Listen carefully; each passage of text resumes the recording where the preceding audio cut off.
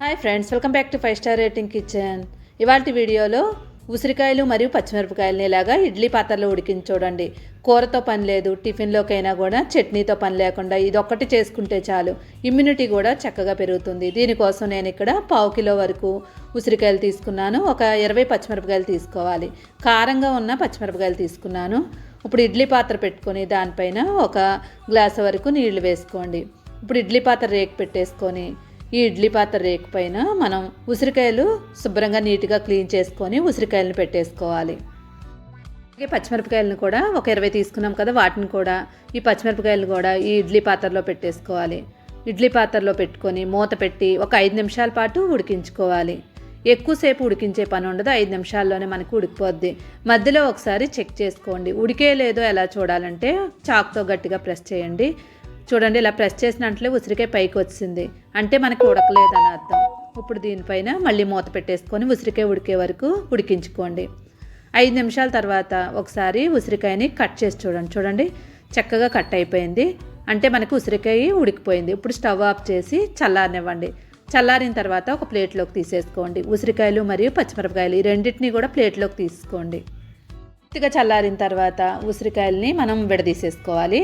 ముక్కల కింద కట్ చేసే పని ఉండదు, ఎక్కువ శ్రమ పడే పని లేకుండా ఇలాగా ఉడికించడం వల్ల ఈజీగా మనకి చక్కగా లోపల ఉన్న విత్తనాలు తీసేయవచ్చు.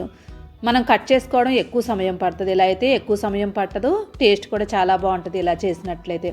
పచ్చిమిరపకాయలు కూడా తొడిమలు తీసుకొని పక్కన పెట్టేసుకోండి. ఈ రెండు రెడీ చేసుకున్న తర్వాత పొయ్యి మీద ఒక ప్యాన్ పెట్టుకొని 4 స్పూన్ల వరకు నువ్వులు వేసుకోండి. నువ్వుల్లో మనకి కాల్షియం ఎక్కువగా ఉంటుంది. పిల్లలకి ఇలాగా నువ్వులతో చేసి పెట్టండి, ఆరోగ్యానికి కూడా చాలా మంచిది. ఈ నువ్వుల్ని 2-3 నిమిషాల పాటు వేయించుకోవాలి. నూనె వేసుకోకుండానే డైరెక్ట్గా మనం పాన్లో డైరెక్ట్గా వేపేసుకోవచ్చు. నువ్వులు వేసాక మనకి పైకి చిటపట ఉంటాయి చూడండి, ఇలాగ చిటపట అన్న తర్వాత వేగిపోయిన తర్వాత ఒక ప్లేట్లోకి తీసుకోండి. ఇప్పుడు దీన్ని చల్లారనివ్వండి. ఇవి చల్లారేలోపు అదే పాన్లో 1 స్పూన్ వరకు నూనె వేసుకోండి. నూనె వేడైన తర్వాత 1/2 స్పూను మెంతులు వేసుకోవాలి. ఎక్కువ మెంతులు వేసుకోకూడదు, చేదుగా అయిపోతుంది. 1/2 స్పూన్ వేసుకుంటే కరెక్ట్గా సరిపోతాయి. ఇప్పుడు ఈ మెంతుల్ని కూడా 1 నిమిషం పాటు వేయించుకోండి.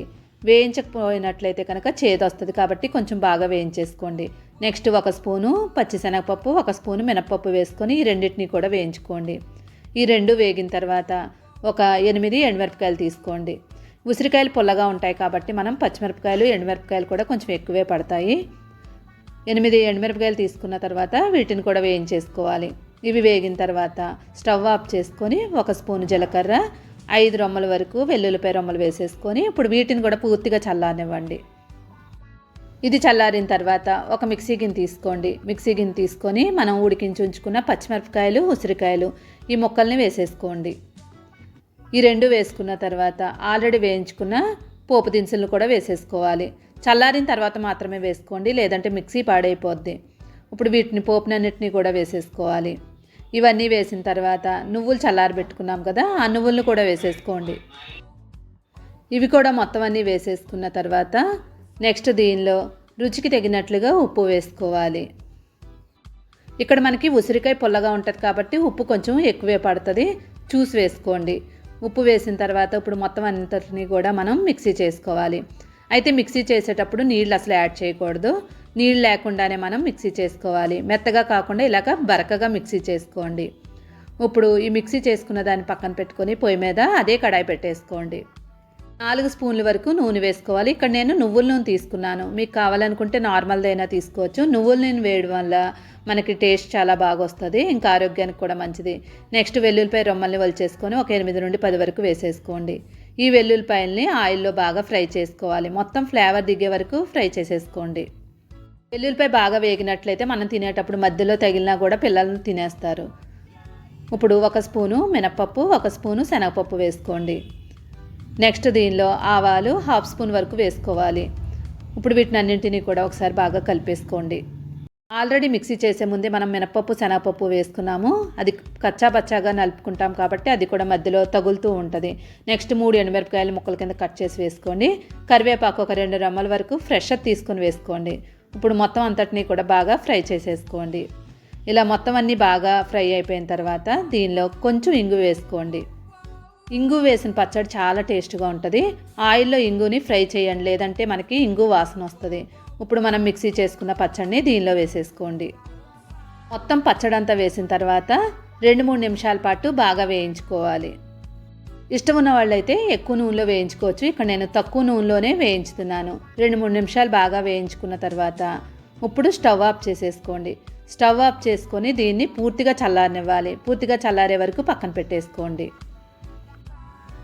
పూర్తిగా చల్లారిన తర్వాత చల్లారిందో లేదో చెక్ చేసుకోవాలి.